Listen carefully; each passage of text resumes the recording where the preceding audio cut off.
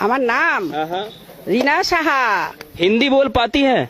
हिंदी बुझता है, बोलते नहीं पड़ता अच्छा, है। हिंदी बूझ जाती है लेकिन बोल नहीं पाती है, समझ में आ जाता है हिंदी।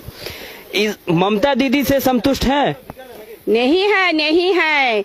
हम लोग कस्ता हाथुरी तारा है, इनकलाब जिंदाबाद है। अच्छा, इनकलाब जिंदाबाद है। हाँ, किंतु आमी मोदी का सरकार में सपोर्ट करता है, किंतु वोट में सिंगल वोट में कस्ता हाथुरी तारा में मरता है। हाँ। आपका बात तो हमको समझ में नहीं आ रहा है। ओ बुझते पारे ना, ताहले की होबे? बंगाल आमी मार्च मांथेर 2 तारीख में गुजरात जाता है। 22 दिन घूर के आया है। गुजरात में माने वेरी इम्पोर्टेंट फील्ड है। मतलब बोल रहे हैं गुजरात आप घूम करके आ गए हैं। गुजरात में विकास वगैरह हुआ है कि नहीं हुआ है? हाँ। विकास हुआ है। विकास हुआ है, माने स्वर्ग हुआ है। स्वर्ग बन गया है। हाँ, स्वर्ग बना गया। तो मोदी सरकार में ही तो करता है। अच्छा। काजे मोदी सरकार के हम सपोर्ट करता है एवं हमारे फ्रेंड्स के बोलता है जो मोदी सरकार के फूल में वोट लगाओ। हाँ, किंतु हम नहीं पड़ता है, कारण हमें छोटो वाला थे कस्ते हाथुरी तारा के इनकलाब जिंदाबाद। मुख्यमंत्री छिलो ज्योति बाबू, पारा जाबे ना, किंतु हमार सपोर्टार प्राण कृष्ण हाँ, हमें बोलता है जो तुमरा मोदी सरकार के वोट लगाओ। हाँ, पद्म फूल में वोट लगाओ, किंतु हम नहीं पड़ता है। हम समर्थन करता है, किंतु वोट देते नहीं पड़ता है। वोट नहीं दे पाते हैं? क्यों नहीं वोट दे पाते हैं? हमार गोविंद एक है। अच्छा। हाँ, हिंदू धर्म। हाँ, गोविंद एक है, कृष्ण है। तो कृष्ण सारा आबार अन्य पथे जाता नहीं है, किंतु हम लेक्चर देता है ए मोदी सरकार के वोट लगाओ, मोदी सरकार के वोट लगाओ। भैया थोड़ा विस्तार से बताइए, ये दीदी जो बोल रही हैं क्या बोल रही हैं? ये बोल रहे हैं जो हम मोदी जी को सपोर्ट करता है, मगर हमने सीपीएम करता है, वो बोला है। अच्छा, मोदी जी को सपोर्ट कर रहे हैं लेकिन सीपीएम को वोट देते हैं? हाँ, देते हैं, वो बोल रहे हैं। किंतु पब्लिसिटी करता है जे ए भाई के बहन के तोरा मोदी जी के वोट लगाओ, गुजरात में अच्छा स्वर्ग है। तो वैसा स्वर्ग बंगाल में भी तो बनना चाहिए ना? नहीं हाँ, बंगाल में चाहिए, किंतु 100 वर्ष लग गए। 100 वर्ष लग जाएगा। बंगाल के गुजरात बनाता है, नहीं पड़ता है। अच्छा, कारण बंगाल में खाली खाता है, सरकार के टाका आता है और संतरास करता है, और पार्टी में जो लीडर है खाता है, भूख लगाता है और खाता है।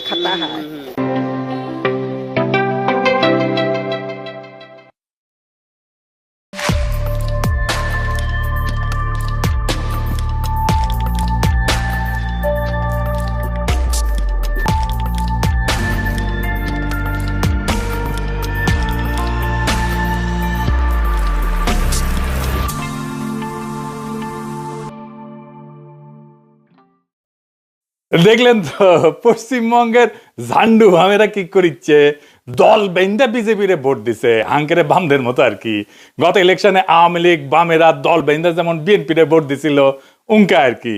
ফলাফল তো দেখিছেন, মমতা এবং তৃণমূল ধরাশায়ী হয়েছে, বিজেপি বিপুল ভোটে ভূমিধ্বস বিজয় পাইছে। বিজয়ী হইয়ায় বিজেপি মুসলমানদের বাসাবাড়ি দোকানপাটের উপরে হামলায় পড়ছে, লুটপাট অগ্নিসংযোগ চলতেছে ব্যাপকভাবে। পশ্চিমবঙ্গের বাঙ্গুরা বাংলাদেশে প্রগতিশীলতার নামে ধর্মনিরপেক্ষতার নামে হাসিনার ফ্যাসিবাদকে উলঙ্গভাবে সাপোর্ট দেয়া গেছে। এখন হিন্দুত্ববাদের নামে ফ্যাসিবাদের কবলে পড়িছে। ফ্যাসিবাদের মজা কেমন 2 দিনে ভালো টের পাইছে, আরো পাবে। যদিও এই আক্রমণের লক্ষ্য হবে মুসলমানেরা প্রাথমিকভাবে, কিন্তু এই ফ্যাসিবাদের আগুন থেকে কেউ রক্ষা পাবে না। যারা বিজেপিকে ভোট দিচ্ছে তারাও রক্ষা পাবে না। যারা নেতা হয়েছে বা মুখ্যমন্ত্রী হিসেবে যার নাম এসছে, এই যে শুভেন্দু অধিকারী, ওর মতো একজন মানুষ বাংলাদেশে জাতীয় নেতা হইতে পারবে না, আঞ্চলিক নেতা হইতে পারবে না। এইটা সাহেব দেখান, তার কিছু বক্তব্য দেখান, শোনান। মুসলমান ভোট দেয়নি, মুসলমান তার আসল লোককে হিজাব পরা মমতাকে ভোট দিয়েছে। বাংলাদেশি মুসলিম অনুপ্রবেশকারী নোয়াখালী চলে যা, ভাগো ভাগো ভাগো। বিজেপি এপ্রিল মাসে আসবে, 550 কিলোমিটার বেড়া দেব, আর ডিপোর্ট করব। সাতক্ষীরা চলে যা, নোয়াখালী চলে যা, খুলনা চলে যা, যেদিক দিয়ে এসেছিস ওই রাস্তা দিয়ে পালিয়ে যা। যদি সনাতনের বাচ্চা হয়ে থাকি, এদের মুখ দিয়ে চৌরাস্তায় দাঁড় করিয়ে জয় শ্রীরাম বলা। বাংলাদেশের সঙ্গে যুদ্ধ ভারতের কাছে তো কয়েকদিনের ব্যাপার নয়, কয়েক মিনিটেই ফয়সলা হয়ে যাবে। মোল্লা ইউনুস সহ গোটা ঢাকা চাপা পড়ে যাবে। এদেরকে কেউ কাউন্টই করে না, মশা মাছি। এই রাজাকারের বাচ্চা, হেফাজতের বাচ্চা, যাহাই ইউনুস তাহাই মমতা। এবং প্রায় ৮০ লক্ষ থেকে ১ কোটি বহিরাগত রোহিঙ্গা মুসলমান এখানে ঢুকে আমাদের রাজ্য কার্যত দখল করে নিয়েছে। जैसे इजराइल सिखाया गाजा में, उस तरीके से हमारी भारत की 100 करोड़ हिंदू। শুনিছেন? আচ্ছা রিতেশ সাহেব, ওই যে দেখান, ওই যে বাংলাদেশিদের দর বলে যে ধাওয়া করেছিল, ওটা দেখান।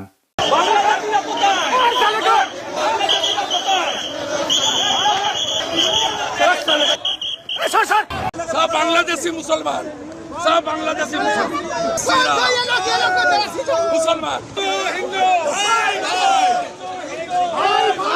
जय श्री राम, जय श्री राम।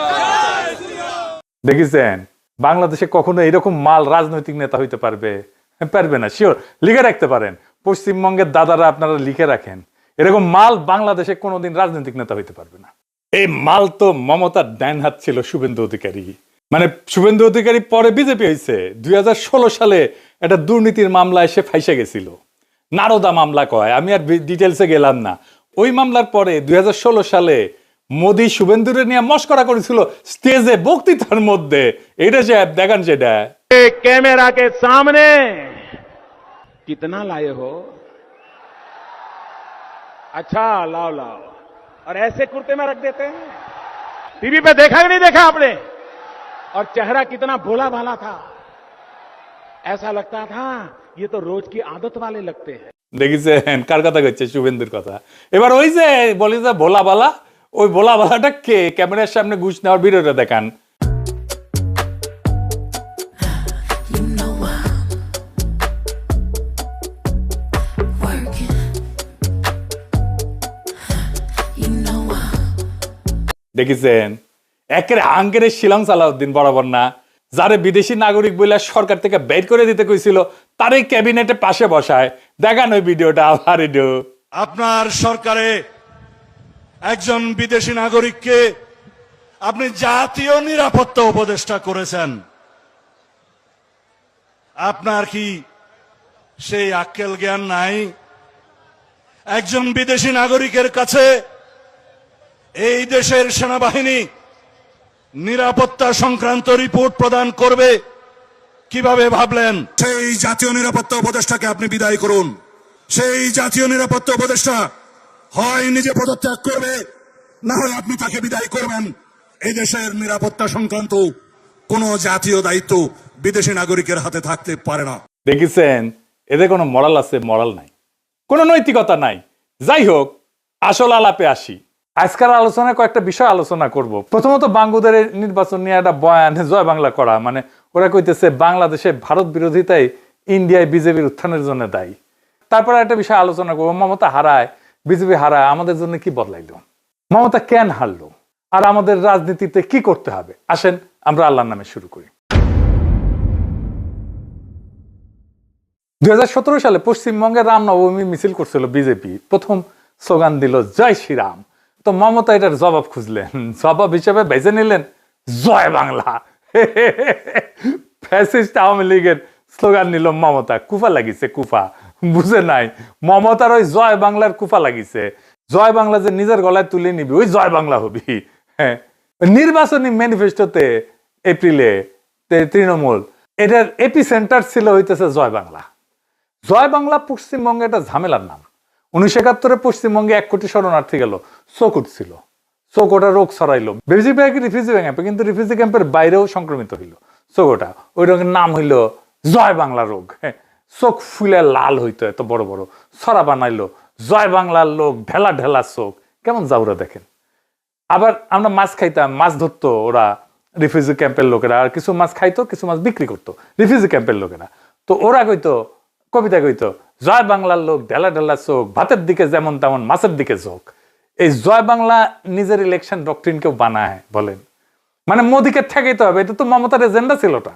পশ্চিমবঙ্গের অ্যান্টি মোদি বলে যারা দাবি করে তারা জান লড়াই দিছে বিএনপিকে ঠেকানোর জন্য, দেয় নাই। 91 লক্ষ ভোটারকে বাদ দিছে নাকি SIR কইরা, সেটা নাকি মমতার হারার জন্য দায়ী কিনা সেটা পরে দেখা যাবে। প্রায় 91 লক্ষ ভোটার SIR এর মাধ্যমে বাদ পড়েছে। এরা সবাই মুসলিম ভোটার এবং স্বাভাবিকভাবেই এই মানে ভোটটা তৃণমূল কংগ্রেসের বেশি হওয়ার কথা ছিল এবং সে কারণে, এবং এটা কিন্তু মোট ভোটারের 12%, এটাও মাথায় রাখা দরকার। অর্থাৎ 12% ভোটার এই নির্বাচনে ভোট দিতে পারেনি যারা তৃণমূলের ভোটটা পেতে পারত। কিন্তু এটা বড় সংখ্যা, কিন্তু মোট ভোটার হয়েছে 7,66,00,000, তার মধ্যে 12% ভোটার বাদ। আপনি চিন্তা করেন, বাংলাদেশে 12% ভোটার বাদ দিচ্ছেন, আগুন লেগে যাবে। ইলেকশন হইতে দিত, নির্বাচন কমিশন তুলে নিয়ে বুড়ি গঙ্গায় ফেলাই দিত, ইলেকশনই হইতো না। বাংলাদেশ হইলে কোনো প্রতিবাদ নাই পশ্চিমবঙ্গে, পশ্চিমবঙ্গকে ওন করেনি তোরা কেউ, সেজন্য ডিফেন্ড করতে পারে না। আমরা ওন করি বাংলাদেশকে, যাই হোক ভালো খারাপ মন্দ যাই হোক আমরা ওন করি, প্রত্যেকে জান লড়াই ডিফেন্ড করি দেশকে।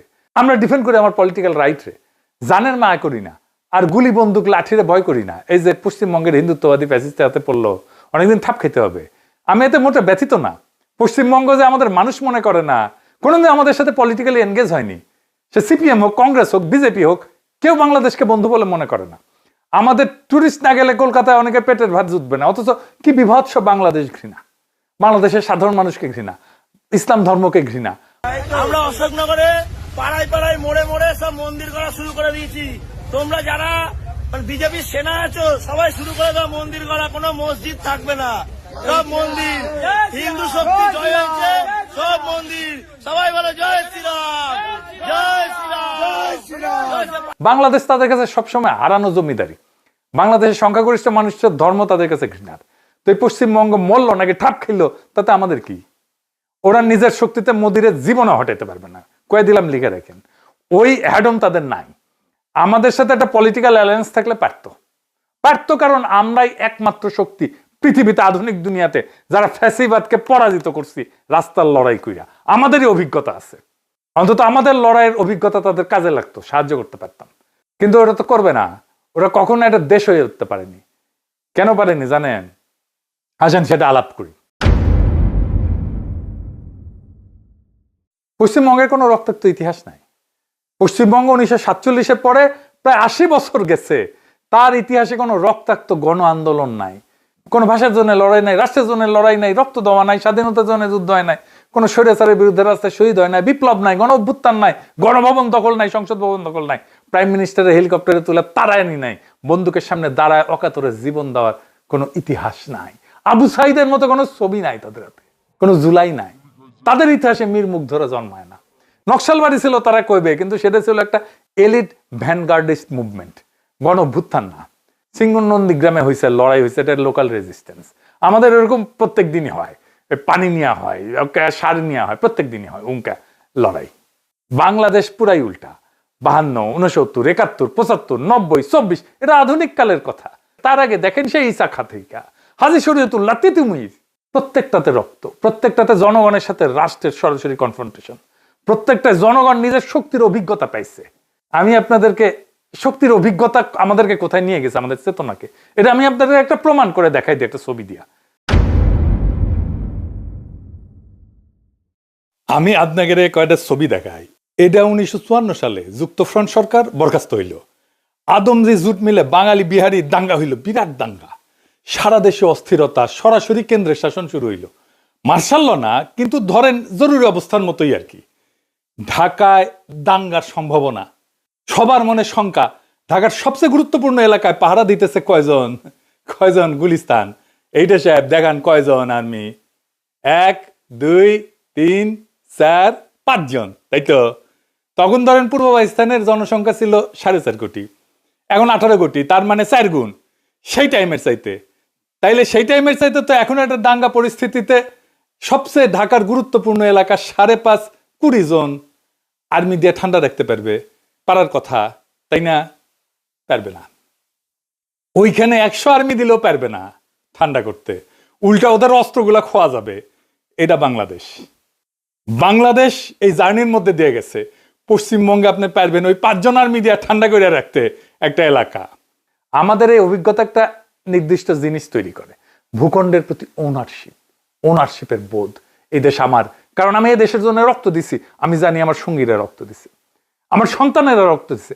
এই বোধই ভূখণ্ডকে রক্ষার তাগিদ তৈরি করে। আক্রমণ এসে কে রুখে দাঁড়াবে? এই প্রশ্নের উত্তর জনগণের শরীরে লেখা থাকে, বলে দিতে হয় না কাউকে। পশ্চিমবঙ্গে জনগণের শরীরে প্রশ্ন নাই, উত্তরও নাই, কারণ এই প্রশ্নটাই কখনো তৈরি হয়নি। পার্টিশন তাদের রাজ্য দিছে, একটা ভৌগোলিক প্রশাসনিক ইউনিট দিছে, ভারতের 28টা রাজ্যের একটা, বাংলাদেশের জনগণকে একটা দেশ দিছে, তাও যুদ্ধ করতে হয়েছে। আমাদের পলিটিক্যাল এক্সিস্টেন্সিয়াল এন্টিটি দিছে, যার জন্য তারা মরছে। এই তফাৎ কিন্তু সাংবিধানিক না, এটা অস্তিত্বগত তফাৎ। ফলে 91 লক্ষ ভোটার এসে ওদেরকে গায়েব করে দিল, ওদের SIR এসে কেটে দিল, কোনো রাস্তায় গণপ্রতিরোধ হইল না। কারণ ভোটাধিকার তো তাদের কাছে রক্ত দিয়ে অর্জিত জিনিস না, ওটা সাংবিধানিক উপহার। ওটা হারানো গেলে আদালতে মামলা করা যায়, রাস্তায় লড়াই করতে হবে, এই বোধটাই ওদের জাগে না। বাংলাদেশের জনগণ 5ই আগস্টে গণভবন দখল করছে, পশ্চিমবঙ্গের জনগণ জীবনের রাজভবন অভিমুখে পদযাত্রা করতে হবে, হাঁটতে হবে, ওটা কোনোদিন মাথায় চিন্তা করছে? ওটা দখল করা তো দূরের কথা, দখল করা দূরের কথা, ওদের মাথায় নাই। দরকার হলে আমি রাজভবন দখল করব, গণভবন দখল করব। বাংলাদেশের মানুষ তার সার্বভৌম অধিকার রাজপথে ক্লেম করে, ওরা কোনোদিন ক্লেম করে নাই। প্রতিষ্ঠিত করে বাংলাদেশের মানুষ তার সার্বভৌম অধিকার রাজপথে, ওরা কোনোদিন করে নাই। জনতার সাথে এই লড়াইকে পালাইতে হয়, এই কারণে পশ্চিমবঙ্গ বিজেপিকে রুখতে পারে না। আর এই থাকা না থাকার ভোটটাই তাদের পরাজয়ের কারণ। আর এই ওনারশিপটা বিজেপি কিছুটা হইলেও তৈরি করতে পারছিল। কেমনে বুঝে দেখি। 3টা শব্দ তাদের ডক্ট্রিন। এইটা শুভেন্দু অধিকারের governance doctrine. Detect, delete, deport. শনাক্ত করো, মুছে দাও, বের করে দাও। এটা ক্যাম্পেইনের স্লোগান না, এটা ছিল নির্বাচনের আগে ঘোষণা করা ডক্ট্রিন। আমি ইলেকশনের আগে এনসিপি জামাতকে বলছিলাম আমরাই বাংলাদেশ, এই ডক্ট্রিন অ্যাডাপ্ট করতে, করে নাই। হ্যাঁ, বিজেপির এই ডক্ট্রিনের সবচেয়ে ইন্টারেস্টিং মুহূর্তটা শুভেন্দুই কইছিল 1 বছর আগে, 2025 ফেব্রুয়ারিতে বলছিল জয় বাংলা ভারতের স্লোগান না, এটা বাংলাদেশের স্লোগান। বাংলাদেশের স্লোগান ভারতে চলবে না। জয় বাংলা যে বাংলাদেশের স্লোগান, এটা তো পশ্চিমবঙ্গের কালেকটিভ মেমোরিতে আছে। মমতা নিজেই আইডেন্টিফাই করে দিল নিজেকে বাংলাদেশের সাথে, ফ্যাটাল মিস্টেক। সেজন্য মমতাকে বাংলাদেশে পাঠিয়ে দিতে চায়। হ্যাঁ, আসেন, পাঠিয়ে দেন, অসুবিধা নাই, আমাদেরই তো লোক। মমতার পূর্বপুরুষ নাকি কুমিল্লা না ওই দিককার বাসিন্দা ছিল। যাই হোক, জয় বাংলা ধার করেছিল মমতার শেষ অস্ত্র, তার ম্যানিফেস্টোর এপিসেন্টার। শুভেন্দু সেই অস্ত্রটাকে অপরাধের আইডেন্টিটি বানায় দিছে। জয় বাংলা মানে বাংলাদেশের স্লোগান, বাংলাদেশের স্লোগান মানে বহিরাগত, বহিরাগত মানে অনুপ্রবেশকারী, অনুপ্রবেশকারীকে ডিটেক্ট করো, ডিলিট করো, ডিপোর্ট করো। মমতার চুরি করা স্লোগান, যেটা দিয়ে বিজেপিকে ঘায়ল করতে চেয়েছে, সেই স্লোগানের ভেতরে শুভেন্দু একটা বহিরাগত স্ট্যাম্প মেরে দিল। হ্যাঁ, ছাপ্পা মেরে দিল। একদম জিনিয়াস কাজ করছে, ভয়ঙ্কর রকমের জিনিয়াস কাজ করছে একটা। এই ডিটেক্ট, ডিলিট, ডিপোর্টই এটা পশ্চিমবঙ্গের নতুন গভর্নেন্সের ভাষা। তারা রক্ষা করতে চায়, এই টেরিটরিকে রক্ষা করতে চায়, ওন করতে চায়। এটা ক্যাম্পেইন রেটরিক না, এটা একজন মানুষের ঘোষণা। রাষ্ট্রক্ষমতা পাইলে সে কিভাবে ব্যবহার করবে, এই যে তার কথা, যে মানুষ পশ্চিমবঙ্গের মুখ্যমন্ত্রী হইতে যাইতেছে বা হয়ে গেছে। এখন একটা প্রশ্ন, মমতা কেন একটা চুরি করা স্লোগানের উপর শেষ পর্যন্ত নির্ভর করতে বাধ্য হইলেন? কারণ তার নিজস্ব স্লোগান, নিজস্ব ভাষা ছিল না, উত্তর ছিল না। কারণ পশ্চিমবঙ্গের কোনো রাজনৈতিক দলেরই নিজস্ব মতাদর্শ নাই। শুনতে খুব খারাপ লাগবে, কিন্তু এটাই সত্য। নিজস্ব ভাষা নাই, নিজস্ব রাজনৈতিক বয়ান নাই, অভিজ্ঞতা নাই, তাই ধার করতে হয়। আর ধার করার কাছের জায়গায় বাংলাদেশ। কিন্তু বাংলাদেশকে তারা দেখছে একটা বিশেষ চশমা দিয়া, আওয়ামী লীগের চশমা দিয়া। পশ্চিমবঙ্গের সব নন বিজেপি দল, এমনকি বিজেপিও, কংগ্রেস, সিপিএম, তৃণমূল, যাই হোক, আলাদা আলাদা ঘটনার রাজনীতি করে এরা, কিন্তু 3টা একই চশমা পরে বাংলাদেশকে দেখে। 3টাই আওয়ামী লীগের চশমা পরে বাংলাদেশকে দেখে। 3টাই আওয়ামী লীগকে দেখে তাদের বাংলাদেশের স্বাভাবিক প্রতিনিধি হিসেবে, বাংলাদেশের জনগণকে দেখে না। তাই অন্ধত্ব কেন? কারণ আওয়ামী লীগ ছিল 71 পরবর্তী বাংলাদেশের সেকুলার বাঙালি মুখ। পশ্চিমবঙ্গের সব সেকুলার রাজনীতি সেই মুখে নিজের প্রতিচ্ছবি খুঁজে পেত, পরে বিজেপিও খুঁজে পেত। সেই আওয়ামী লীগের মাধ্যমে তাদের হারানো জমিদারি ফিরে পাওয়ার স্বপ্ন দেখত। সে যে গৌরী প্রসন্ন মজুমদার একটা গান লিখছিল মুজিবকে নিয়ে, আবার লিখছে কলকাতার মানুষ গৌরী প্রসন্ন মজুমদার, গাইছেও কলকাতার মানুষ অংশুমান রায়। মানে এটা কলকাতার সুপ্ত স্বপ্ন তাদের মুখে এটা ধ্বনিত হয়েছে, তাদের স্বপ্নের কল্পনা লেখা আছে ওই গানে। শোনো একটি মুজিবরের থেকে লক্ষ মুজিবরের কণ্ঠস্বরের ধ্বনি প্রতিধ্বনি, আকাশে বাতাসে ওঠে রনি, বাংলাদেশ আমার বাংলাদেশ। সেই সবুজের বুকসেরা মেঠো পথে আবার যে যাব ফিরে, আমার হারানো বাংলাকে আবার তো ফিরে পাবো, শিল্প কাব্যে কোথায় আছে, হায় রে এমন সোনার খনি। বোঝা যায় বাংলাদেশ তার কাছে সেই হারানো সোনার খনি, মুজিব সেই সোনার খনি আবার ফিরে পাওয়ার মওকা করে দিছে ওদেরকে। ফলে বাংলাদেশের জনগণের রাজনৈতিক অভিজ্ঞতা 52, 69, 71, 75, 90, 24 এই রক্তাক্ত ইতিহাসকে আলাদাভাবে ওদের বুঝে দেখার দরকার পড়েনি কেন তারা বারবার এইভাবে রক্ত দিল। তাই মমতা বা পশ্চিমবঙ্গ বাংলাদেশের শক্তিটা দেখতে পায়নি, কখনো না। তাই বাংলাদেশের কাছ থেকে কিছু নিতে হবে এটা কল্পনাতেই আসেনি, তার কাছ থেকে নিতেও পারেনি কিছু। সবসময় বাংলাদেশকে মাটিতে মাথা চেপে রাখতে চাইছে, কখনো তার কাছ থেকে শিখতে চায় নাই। মমতার বা পশ্চিমবঙ্গ কখনো বাংলাদেশের জনগণের সঙ্গে কোনো সম্পর্কই করতে চায় না। কিন্তু দেখেন পশ্চিমবঙ্গের ইকোনমি একটা বড় অংশ দাঁড়ায় আছে বাংলাদেশের উপরে। তারা ইলিশ মাছ নিবে কিন্তু একটা নদীর পানি দিতে রাজি না। ইলিশ মাছ ছাড়া তাদের দুর্গাপূজা হয় না, কিন্তু তিস্তার পানি দেবে না, গঙ্গার পানি দেবে না। কিন্তু তারপরেও এগুলোর বাইরেও মমতার পতনের আরো কয়েকটা গভীর কারণ ছিল। আসেন সেই 3টা কারণ একটু দেখি। মমতার রাজনৈতিক ভিত্তি দাঁড়াইছিল 3টা স্তম্ভে। হাসিনার পতনের পরে 18 মাসে 3টা স্তম্ভই ভেঙে পড়ছে। প্রথম স্তম্ভ ছিল মুসলিম ভোট। এসআইআর করে 91 লক্ষ নাম বাদ দিছে, এর মধ্যে বেশিরভাগই অনুপাতে মুসলিম ভোট। তৃণমূলের সবচেয়ে নির্ভরযোগ্য ভোট ভিত্তি এটা ধ্বংস হয়ে গেছে। দ্বিতীয় স্তম্ভ হইতেছে সাংস্কৃতিক এবং বুদ্ধিবৃত্তিক। মমতার আইডেন্টিটি ছিল সেকুলার বাঙালি। হাসিনা শাসনকে যে সেকুলার বাঙালি পরিচয় দিত, সেই পরিচয়ের কারখানা মূলত পশ্চিমবঙ্গে। কলকাতার সাংবাদিক, চলচ্চিত্রকার, সাহিত্যিক, অধ্যাপক, বুদ্ধিজীবী, আনন্দবাজারের কাভারেজ, তারপরে যাদবপুর প্রেসিডেন্সির বুদ্ধিবৃত্তিক বলয়, কলকাতার সিনেমা ফেস্টিভ্যাল, বাংলাদেশের সরকারি অনুষ্ঠানে কলকাতার শিল্পীদের আমন্ত্রণ, এইটা পুরা জাল। এইটা দুই পক্ষের জন্য গুরুত্বপূর্ণ ছিল। কেন? কারণ হাসিনা শাসন যত বাংলাদেশের ভেতরে নির্বাচনী বৈধতা ছিল, তত বাইরের সাংস্কৃতিক বৈধতার উপরে নির্ভর করতে হচ্ছিল। কলকাতার এই বলয় ছিল সেই বৈধতার কারখানা। আমরা পরে দেখবো যে হাসিনার বয়ানগুলো ইন্ডিয়া থেকে তৈরি হয়ে আসতো। আমরা দেখবো আজকে একটা এক্সাম্পল দিয়ে দেখাবো যে কিভাবে হাসিনার বয়ান তৈরি করে দিত। তো তৃণমূলের ঘনিষ্ঠ অনেকে এই জালের মধ্যে ছিল, বিজেপির সাথেই ছিল। এই সম্পর্ক যতদিন চলছিল পশ্চিমবঙ্গের রাজনৈতিক কল্পনা একটা কৃত্রিম আয়নায় আটকাইছিল। বাংলাদেশকে আলাদা স্বতন্ত্র সত্তা হিসেবে দেখার দরকার পড়েনি, কারণ কলকাতার নিজস্ব বুদ্ধিজীবী শ্রেণী হাসিনার বাংলাদেশকে আসল বাংলাদেশ হিসেবে দেখতো, প্রচার করত। মমতার সেকুলার বাঙালি পরিচয়ের জন্য এই আয়নাটা অপরিহার্য ছিল, কারণ তাছাড়া তার সেকুলার বাঙালি পরিচয় দাঁড়ায় না। কারণ আয়নায় তিনি দেখতেন ওই পাশেও আছে আমার মতোই ভাবনার মানুষ, আমি একা না, হাসিনাও আমার মতোই। তো 5ই আগস্ট 2024 সে হারান্নার চঞ্জন তীরা ভেঙে পড়লো। কলকাতা হঠাৎ আবিষ্কার করলো যে তাদের প্রচার করা ছবির সঙ্গে আসল বাংলাদেশের সম্পর্ক প্রায় শূন্য। এতদিন তারা যাকে বাংলাদেশ ভাবছিল সেটা ছিল একটা ক্ষমতাবান গোষ্ঠীর সেলফ ইমেজ, যার সাথে বাংলাদেশের সাধারণ মানুষের কোনো যোগ নাই। তো ফলে সাথে সাথে মমতার সেই সেকুলার বাঙালি বলে ইমেজ যেটা, সেটা ফাঁপা হয়ে গেল। কারণ আয়নার ওপাশে আর কেউ নাই। তার যে প্রতিচ্ছবি, তার তো একটা প্রতিচ্ছবি ফেরত পাঠাইতে হবে ওই পাশ থেকে, সেটা আর ফেরত আসে না। 3 নাম্বার হইতেছে বস্তুগত অর্থনীতি। কলকাতার মার্কুইস স্ট্রিট আছে না, Kyd Street, Esplanade, New Market, এই এলাকার নাম ছিল মিনি বাংলাদেশ। মানে বাংলাদেশের ট্যুরিস্ট দিয়ে ওটা চলতো। বাংলাদেশের রুগী, বাংলাদেশের ক্রেতা, বাংলাদেশের পর্যটক। 5ই আগস্টের পরে ভিসা বন্ধ, সব বন্ধ হয়ে গেল। কি হইল? 1 বছরে কেউ কেউ বলেন 5,000 কোটি টাকা লস হয়েছে এর ফলে কলকাতার। তার অর্থনীতি থেকে নাই হয়ে গেছে। হোটেল ফাঁকা, হাসপাতাল বন্ধ, মার্কেট ধুধু করে। এই হিসাবটা মাথায় রেখে একটা পুরনো ঘটনা মনে করাই দিই। হাসিনা পতনের মাত্র 2 সপ্তাহ আগে 21শে জুলাই 2024 তৃণমূলের শহীদ দিবসের সমাবেশে ধর্মতলায় মমতা মঞ্চে দাঁড়ায় বললেন যে বাংলাদেশ নিয়ে আমি কিছু বলতে পারি না, এটা আলাদা দেশ, ভারত সরকার যা বলার বলবে, কিন্তু কেউ অসহায় হয়ে বাংলার দরজা এলে আমরা আশ্রয় দেব। বিজেপি 2 বছর ধরে একটা বাক্যকে অস্ত্র বানাইছে। শুভেন্দু বলছে মমতা অনুপ্রবেশকারীদের জন্য দরজা খুলে দিচ্ছেন। এই অনুপ্রবেশের সময় তারা বলছে যে আশ্রয় তো দিদি দিচ্ছে। মমতা যেটাকে মানবিক প্রতিশ্রুতি হিসেবে বলছে, সেটাই বিজেপির হাতে অনুপ্রবেশের উস্কানির সবচেয়ে বড় প্রমাণ হয়ে দাঁড়িয়েছে। আর এই অভিযোগের সঙ্গে যোগ হইল বাস্তব ক্ষতি। এখন বলেন মার্কুইস স্ট্রিটের যে ব্যবসায়ী, তার হোটেল দোকান চলতো বাংলাদেশি ক্রেতা দিয়ে, 2 বছর ধরে আয় নাই, ব্যাংকের কিস্তি বাকি, কর্মচারী চলে গেছে। ও তো তৃণমূলের ভোটার ছিল, ও এখন কাকে ভোট দেবে? তৃণমূলকে দেবে? তৃণমূল কিছু করছে তাদের জন্য? করে নাই।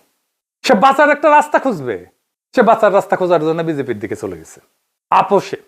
শুভেন্দু যখন এসে বলে যে আমি 100 কোটি বাংলাদেশিকে পুশব্যাক করব, তো ওই ব্যবসায়ীরা তখন কি শোনে? তারা শোনে কেউ একজন আমার দিকে তাকাইতেছে, কেউ একজন আমার ভাঙা ব্যবসার জন্য কাউকে দায়ী করতেছে, বাংলাদেশকে দায়ী করতেছে। কেউ একজন বলতেছে সমাধান আছে, যুক্তি ভুল হোক, সমাধান ভুল হোক, কিন্তু মুখ ফেরানোর ভঙ্গিটা তো সঠিক। সে তো বলতেছে আমি কিছু করব। আর বিজেপি যখন বলে মমতাই তো অনুপ্রবেশ ডেকে আনছেন, নিজে বলছে দরজা খুলে দেবেন, তখন এই ব্যবসায়ীদের কাছে যুক্তিটা আরো পোক্ত হয়। হাসিনা পড়ার পরে এই ভিসা বন্ধ করে দেওয়ার পরে কলকাতার সবচেয়ে বেশি ক্ষতিগ্রস্ত হয়েছে। মমতা কিছু বলছে? কোনো ব্যবস্থা নিছে? কিচ্ছু বলে নাই। মমতা নিজেই বিজেপির হাতে সবচেয়ে বড় অস্ত্রটা তুলে দিছে। আর এই পুরো ছবির গোড়ায় কি? বাংলাদেশ, যে বাংলাদেশের জনগণের চলাচল, যে চলাচল পশ্চিমবঙ্গের অর্থনীতিকে চালাইতো, মমতা সেই জনগণকে কোনোদিন রাজনৈতিকভাবে স্বীকারই করেনি, তার সঙ্গে সম্পর্ক করেনি, তার নেতৃত্বের সঙ্গে সংলাপ করেনি, শুধু অসহায় শরণার্থীর বিমূর্ত ছবি দেখছে, কিন্তু তার সাথে পলিটিক্যালি এনগেজ হয়নি। আমি প্রফেসর ইউনূসের সরকারকেও বলছিলাম যে মমতার সাথে এনগেজড হন, পলিটিক্যালি এনগেজড হন। প্রফেসর ইউনূস তো বেশি বোঝে, সবার থেকে বেশি বোঝে, হয় নাই? এটা শুধু মমতাকে না, বাংলাদেশেরও উপকার হইতো। ফলে যখন সেই জনগণের নিজের রাজনীতিতে ভাঙন আসলো, মমতার কাছে কোনো ভাষা নাই, কোনো সংযোগ নাই, কোনো কৌশল নাই। একটা পুরনো প্রতিশ্রুতি যেটা এখন তার বিরুদ্ধেই অস্ত্র। বাংলাদেশের জনগণ চলে গেল, সাথে গেল মার্কেট স্ট্রিট, ব্যবসা গেল, সাথে গেল মমতার ভোটারের রুটি, আর সেই ভোটার এখন বিজেপির হাতে। মমতা যাকে দেখতে চাননি পলিটিক্যাল পার্টনার হিসেবে, সেই বাংলাদেশের জনগণের অনুপস্থিতি তাকে ক্ষমতা থেকে নামাই দিল। এই দিকটা কিন্তু কেউ দেখতেছে না। মমতা যাদের আশ্রয় দেওয়ার প্রতিশ্রুতি দিয়েছিলেন, সেই প্রতিশ্রুতি তার সরকার বাঁচানোর শেষ আশা বন্ধ করে দিল। এখন এই যে পশ্চিমবঙ্গে যা হইলো, এটা কি শুধু পশ্চিমবঙ্গেরই গল্প? না, এই একই দিনে তামিলনাড়ুতে স্ট্যালিন হারলো। 91 থেকে কোনো নির্বাচনে কিন্তু উনি হারেননি। 35 বছর পর প্রথম কেরালায় বাম সরকার পড়ে গেল। বাম সরকার পড়লো, কেরালা বামপন্থীদের একটা খুঁটি। 2 বছর আগে ওড়িশায় বিজেডি পড়লো। 24 বছরের শাসনের শেষে বিহারের নীতিশ কুমার বিজেপি বিরোধী জোট ছেড়ে বিজেপির সঙ্গে চলে গেল। মহারাষ্ট্রে, যে রাজ্যে মুম্বাই ভারতের অর্থনৈতিক রাজধানী, সেখানে বিজেপি 2টা বড় বিরোধী দলকে ভেতর থেকে ভেঙে ফেলছে। দিল্লিতে কেজরিওয়াল নিজের আসন হারাইছে। ভারতের 36টা রাজ্য আর কেন্দ্রশাসিত অঞ্চল বিজেপি চালায় 22টা। কোথাও জিতে, কোথাও ভাঙায়, কোথাও মামলা ঠুকে। এটা কোনো নির্বাচনী প্রবণতা না, এটা একটা সাম্রাজ্য।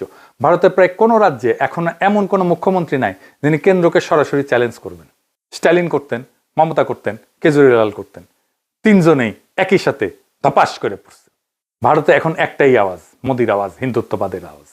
কিন্তু এই বিরাট ছকে একটা ব্যতিক্রম আছে, মাত্র একটা, তামিলনাড়ু। স্ট্যালিন হারছে, কিন্তু কার কাছে? কে জিতছে?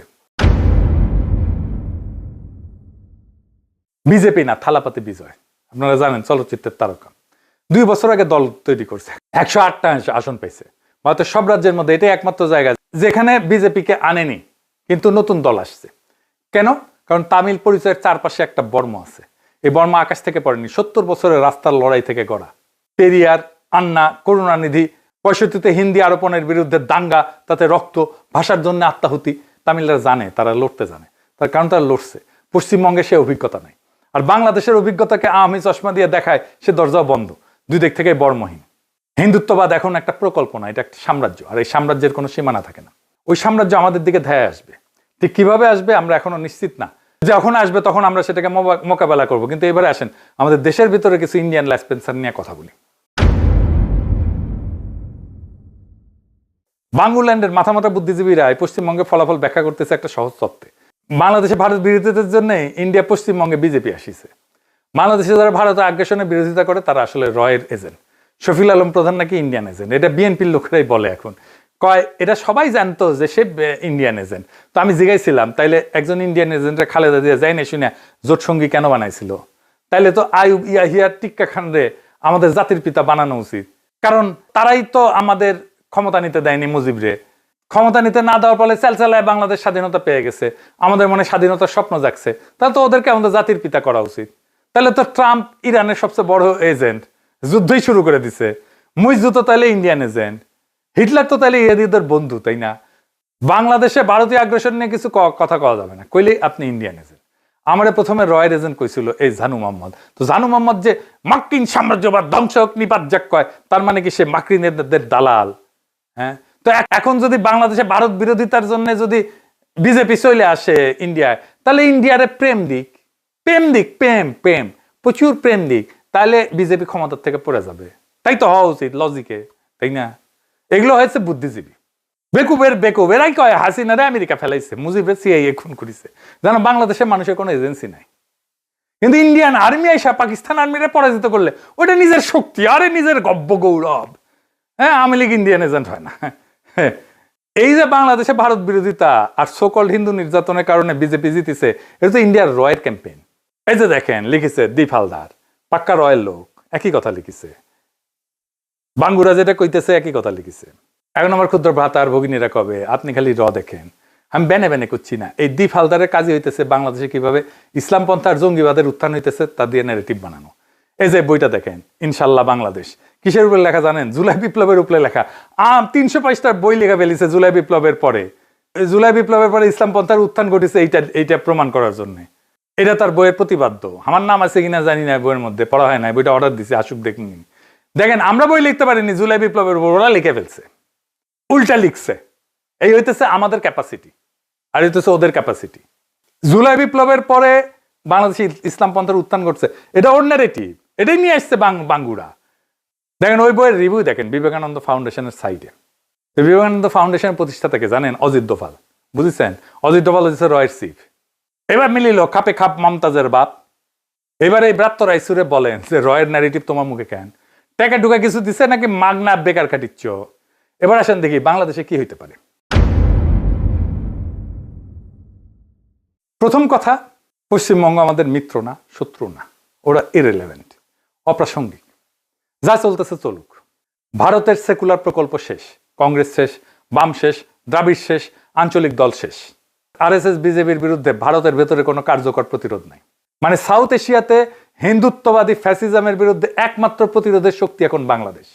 আমরা, হ্যাঁ আমরা, আমাদেরকে নিজের ডক্ট্রিন নিজেকে বানাইতে হবে। শুভেন্দুর যেমন একটা ডক্ট্রিন আছে আমাদের বিরুদ্ধে বানানো, ডিটেক্ট, ডিলিট, ডিপোর্ট, আমাদেরও একটা ডক্ট্রিন লাগবে। আওয়ামী লীগের অপারেটিভ, রয়ের এজেন্ট, কলকাতার বুদ্ধিভিত্তিক দালাল, সেকুলার বাঙালির নামে বাংলাদেশের সার্বভৌমত্ব ক্ষয় করা সমস্ত শক্তির বিরুদ্ধে আমাদের বাংলাদেশ ভূখণ্ড থেকে, বাংলাদেশের রাজনীতি থেকে একটা নতুন ন্যারেটিভ, নতুন ডক্ট্রিন লাগবে। বাংলাদেশের কল্পনা থেকে নতুন ডক্ট্রিন লাগবে। আমাদের নিজের অর্থনীতি নিজেদের চালাইতে হবে। কলকাতার চিকিৎসা না, ব্যাংকক, সিঙ্গাপুর, কুয়ালালামপুর। কলকাতার শপিং না, দুবাই, ইস্তাম্বুল, কুনমিংয়ে যাবো দরকার হইলে। কলকাতার বিনোদন না, নিজের ইন্ডাস্ট্রি বানাবো। মার্কেট স্ট্রিট ভাঙছে, সেটা আমাদের সমস্যা না, ওটা মমতার সমস্যা ছিল, এখন শুভেন্দুর সমস্যা। আমাদের কাজ আমাদের 18 কোটি মানুষের অর্থনীতি থেকে, কলকাতা নির্ভরতা থেকে বাইর করে আনা। নিজের সার্বভৌমত্বকে নিজেকে রক্ষা করতে হবে। ভারত যদি হিন্দুত্ববাদী রাষ্ট্র হয় ওটা ওদের সমস্যা, আমাদের সমস্যা হবে যদি আমরা নিজেদেরকে রক্ষা না করি। সীমান্তে বিএসএফ এর গুলিতে কিশোর যদি মরে সেই হিসাব আমরা রাখবো। তিস্তার পানি আটকে রাখা যদি হয় সেই হিসাব আমরা রাখবো। যদি গঙ্গার পানি আটকে রাখা হয় সেই হিসাব আমরা রাখবো। দিল্লি থেকে, আগরতলা থেকে, কলকাতা থেকে যে ন্যারেটিভ বোম্বার্ডমেন্ট হবে সেইটা আমরা কাউন্টার করব নিজের ভাষায়, নিজের প্ল্যাটফর্মে, নিজের শর্তে। পশ্চিমবঙ্গ পড়ছে কারণ পশ্চিমবঙ্গের জনগণের শরীরে কোনো রক্তের স্মৃতি নাই। বাংলাদেশের জনগণের কালেকটিভ মেমোরিতে শুধু প্রতিরোধী আছে। সেই ইসাখার আমল থেকে প্রতিটা প্রজন্মের শরীরে শুধু প্রতিরোধের গল্প, রক্ত দেওয়ার গল্প, ভূখণ্ডকে রক্ষা করার গল্প। মা বাবার শরীরে যেটা ছিল সন্তানের শরীরের সাথে সংক্রমিত হয়েছে। আবু সাইদ যখন বুক পেতে দাঁড়াইছিল, ওর পেছনে দাঁড়াইছিল ইসাখা, তিতুমির, হাজী শরীয়তুল্লাহ, 52 সালাম, 69 আসাদ, 71 বীরশ্রেষ্ঠরা, আর 90 নূর হোসেন। প্রজন্ম থেকে প্রজন্মের রক্তের স্মৃতি বহমান আমাদের শরীরে। এটাই আমাদের একমাত্র বর্ম, এটাই আমাদের একমাত্র সম্পদ, এটাই আমাদের একমাত্র রাজনীতি। মমতা গেছে, স্ট্যালিন গেছে, বাম গেছে, নবীন গেছে, উদ্ধব গেছে, জগন গেছে, নীতিশ আত্মসমর্পণ করছে। পুরো সাউথ এশিয়াতে একটা জায়গাতে হিন্দুত্ব ফ্যাসিজমের সামনে একটা প্রাচীর দাঁড়ায় আছে। পদ্মার উত্তরে, মেঘনার পশ্চিমে, আমাদের মাটিতে মোদির হিন্দুত্ববাদের পরাজয় হবে আমাদেরই হাতে। কারণ দুনিয়াতে একমাত্র আমাদেরই আছে আজকের দুনিয়ায় ফ্যাসিবাদের সাথে লড়াই করে পরাজিত করার অভিজ্ঞতা আর গৌরব। তাই আমাদের পথ দেখাতে হবে পুরো ভারতবর্ষকে। ভিয়েতনাম দেখাইছিল এক সময় সারা দুনিয়াতে, কিউবা যেমন দেখাইছে এক সময় সারা দুনিয়াকে পথ। আমাদের লড়াই তাদের চাইতে ছোট না। বাংলাদেশ হয়ে উঠবে মজলুমের শেষ আশ্রয়, ফ্যাসিবাদের বিরুদ্ধে সবচেয়ে শক্তিশালী দুর্গ। সেই দুর্গের গর্বিত নাগরিক হয়ে আমাদের লড়াই থাকবে চিরজাগরুক, চিরবহমান। ইনকিলাব জিন্দাবাদ।